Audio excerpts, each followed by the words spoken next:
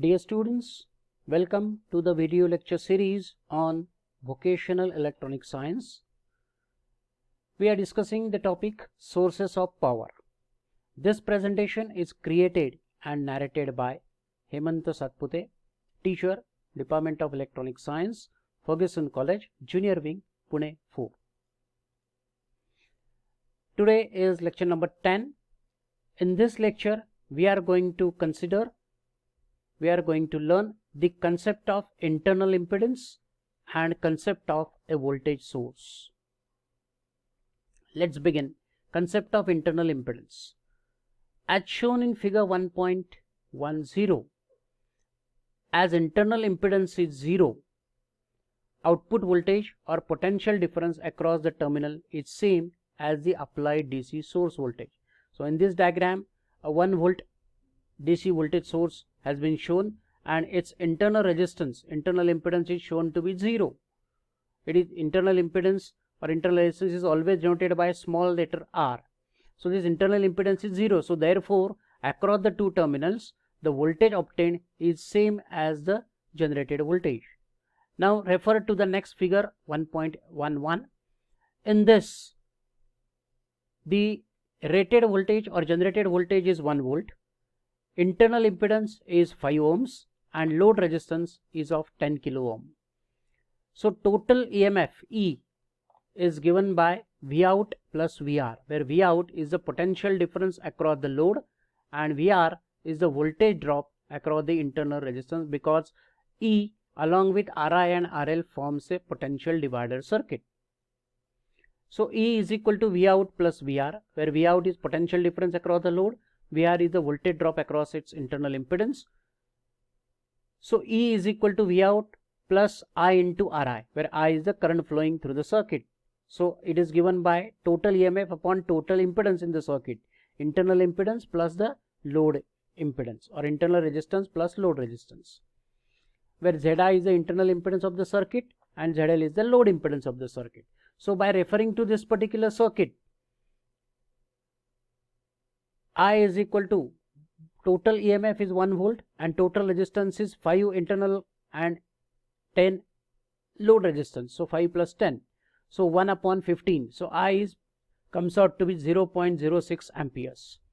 So total EMF E is equal to Vout plus I into Ri.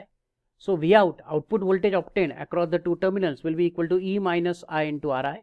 So 1 minus 0.06 into 5. So that comes out to be 0.7 volt. So this shows that ideally whole EMF must appear across its load when internal impedance is 0 by looking at this particular diagram. But because there is some finite internal impedance, the output voltage is less. So when load is connected due to internal impedance, the output voltage drops to 0.7 volt. This is because every source has small internal impedance. So some energy, some electromotive force is wasted in overcoming this internal resistance, and that's why the voltage obtained from the source will be less than the generated voltage. Let's take another example. Here a voltage source of 1.5 volt has been shown. Internal impedance is given to be 5 ohm and load is of 10 ohms. So find the potential difference Vout across the output if the source voltage is 1.5 volt and internal impedance is 5 ohm, load impedance is given to be 10 ohm.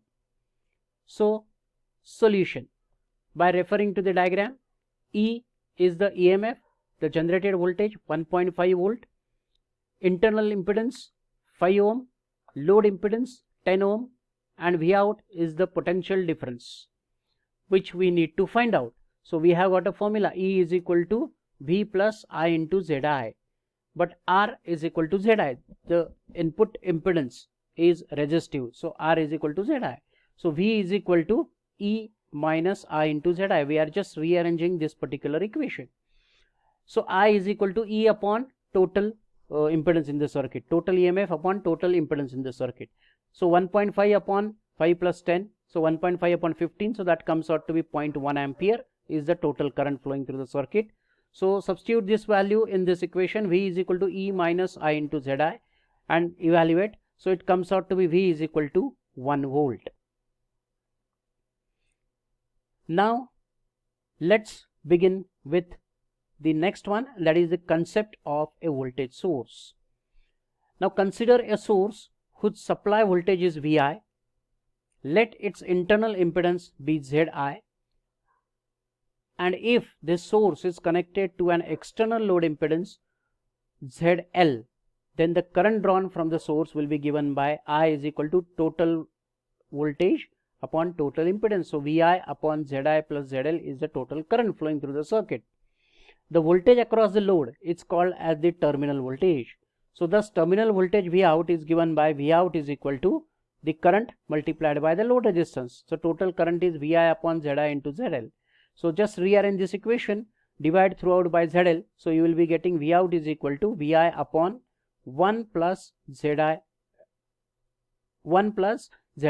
ZL. V out is equal to Vi upon 1 plus Zi upon ZL. The above equation 1 shows that if the ratio Zi upon ZL, internal impedance upon load impedance, is small compared to 1, then V out will be almost equal to the source voltage. Even though ZL may vary, such source is considered as a good but not ideal voltage source. That's all for today's lecture. Stay tuned for the next lecture in this series. Please do visit my YouTube video channel FYJC Vocational Electronics for all the video lectures on different topics in this series. Please do subscribe, like, share and stay tuned.